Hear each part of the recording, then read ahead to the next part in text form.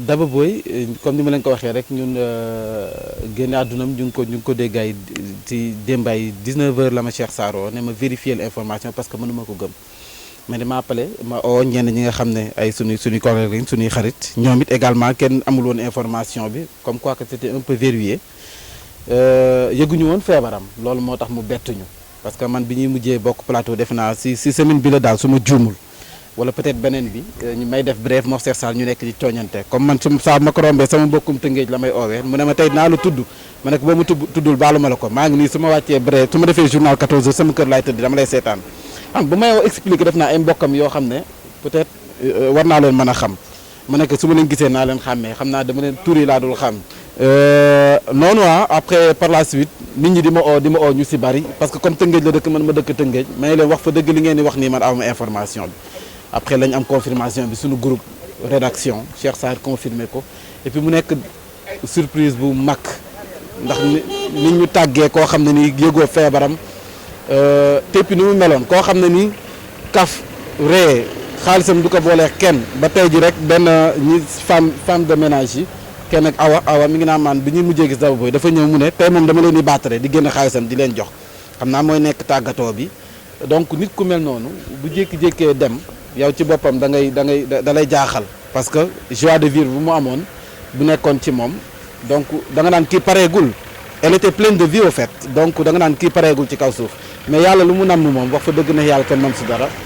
bu ne waaw kenn du ne déet yàlla lii la dogal donc du ñu def lu dul nangu dogal également ba pare ñaan yàlla fi mu jëm gënal ko fi mu jógee cat bañ koo jiitu si bàmmeelam lépp lu baax bu nga xam ne def na ko si kaw suuf yàlla defal ko ngëneel foofu nga xam ne fa la nekk. tey ndax mën nga noo dellu si ci li la gën a marqué ci li nga xamante ne kooku mooy Soxna Daba Boye. Soxna Daba Boye mën nañu wax ne mooy mbégte mi total moom mooy incarné mbégte mi parce que koo xam ne bëggul kiis ku mer foo ko fekk mi ngi kaf mi ngi ree ambiance boolew si daraay ñàkk fayda nag même ambiance bi boolew si daraay ñàkk fayda parce que di nga nekk si bërëb peut-être nit di am bët bi ñu lay xoolee mais moom bokk si boolew si daraay ñàkk fayda dina kaf dina reete dina xam fi muy yem surtout ku nekk jigéen. nga nekk ci milieu médiatique bi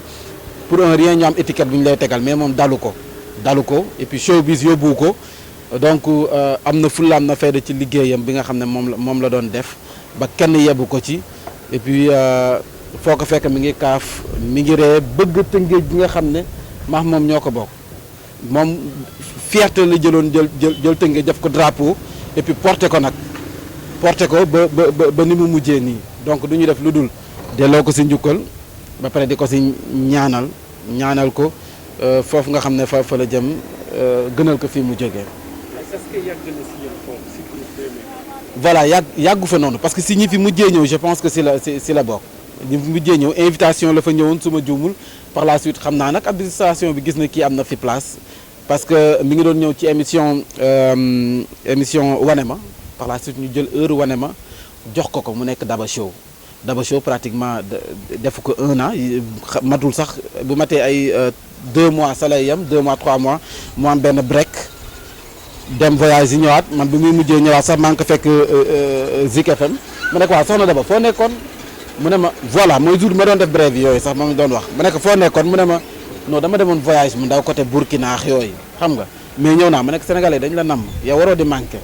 xam nga kaf noonu ree génne donc yàggu fa mais amaax naa ñëpp jàmm te loolu moo nekkoon l'essentiel gàtt na durant bu mu def ci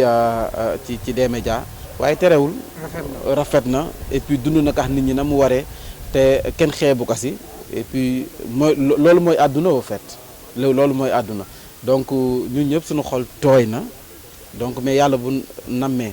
yàlla bu ne waaw ku ne déet da ngay sonal sa bopp te lii la yàlla namm duñ def lu nangu dogal. on s'est vu mercredi passé rek man xam nga man yàlla dafa def su may dugg heure bi may dugg journal midi. man fa laa koy fekk studio moom ak Cheikh Sarr ñoom Alima ñuy kaf ak Fodé parce que da doon ñëw day jiitu studio ba. ci rajo bi le temps que muy préparé wu toog ak ñoom Cheikh Sarr kaf ak ñoom Fodé moom ba pare doog a dem ci télévision bi pour def li nga xam ne moom mooy émission donc on s'est vu semaine bi passé donc. boo duggee nuyu bi mu lay nuyu rek ak waxtaan bi muy waxtaan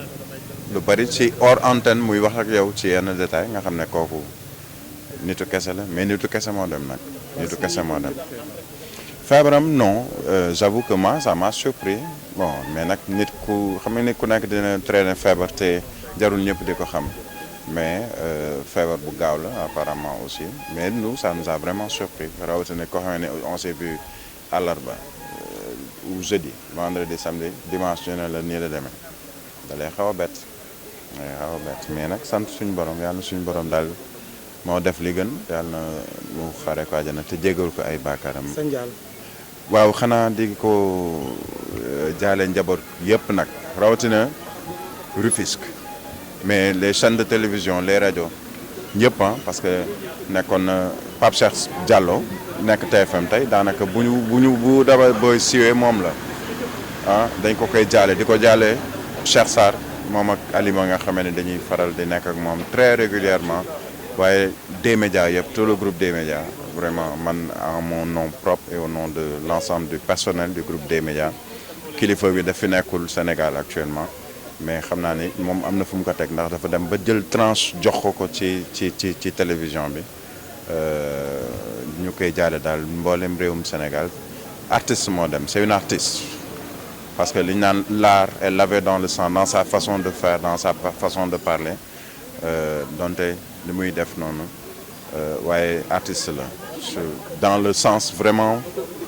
le plus profond du terme daal ñu koy jaale réew mi yëpp daal. merci jaajëf. Durant la semaine dernière, quand je faisais donc les brèves, comme d'habitude, joie de vivre, toujours au taquet. Il nous parlait comme ça, toujours souriante, Daba Boye, avec sa façon de faire. Elle faisait le show partout, même, vous l'avez dit, en fait, son émission c'est Daba Show, même partout dans des médias. Elle faisait son show quand elle parlait avec ses collègues, ses amis journalistes. Voilà, Daba Boye, vraiment sa disparition,